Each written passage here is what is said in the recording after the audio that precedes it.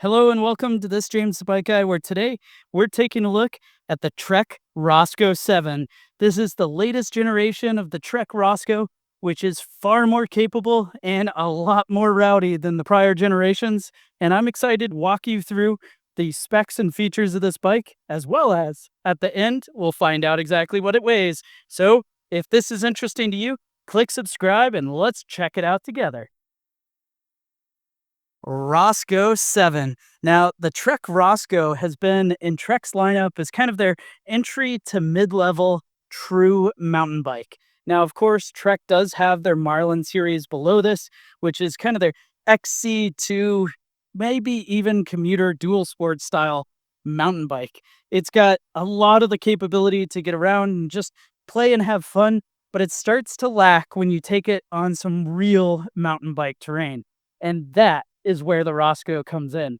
The Roscoe itself has what they call their gold alpha aluminum. It's of course in this beautiful penny flake. Personally, I'm digging it. I love this color. But color aside, what we have with a bike like this is going to be a nice long travel 140 millimeters of front suspension with a pretty modern and slack geometry. Now, 140 millimeters of front suspension is going to give this plenty of capability to go off trail, definitely get into some of the small jumps and be able to be a real competent descender. You could certainly elongate or get even more suspension on this with the frame rated up to 150 millimeter fork. And this being the RockShox Recon, it's not quite as stiff or as robust as what maybe you'd want if you were going to really start sending the bike. But that's where this comes in at the Roscoe 7.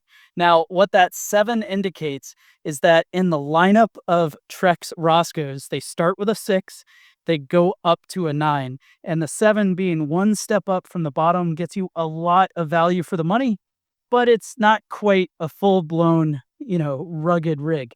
It's a great platform to be able to start riding, start doing some true mountain biking, and be able to upgrade along the way with features like a 1.5 to 1.1 tapered head tube, so easy to add, more robust and rugged forks. It does have a 15 by 110 millimeter through axle up front, and out back, the frame set has a 12 by 148 millimeter rear through axle with a SRAM UDH.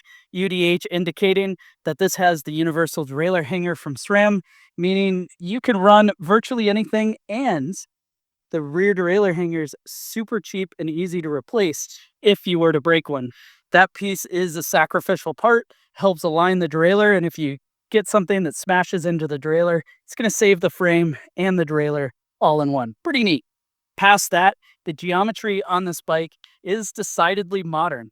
This being a hardtail with a 65-degree head tube angle, a seat tube angle pretty steep at 74.7 degrees effective, and a chainstay length of 430 millimeters, while the reach of the bike is 455 in a size medium large.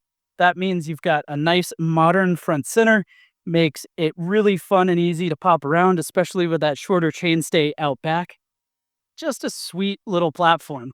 Past that, it is running 29ers. Prior generations had 27.5, but like most modern trail bikes, we've got 29-inch wheels with 2.6-inch wide tires.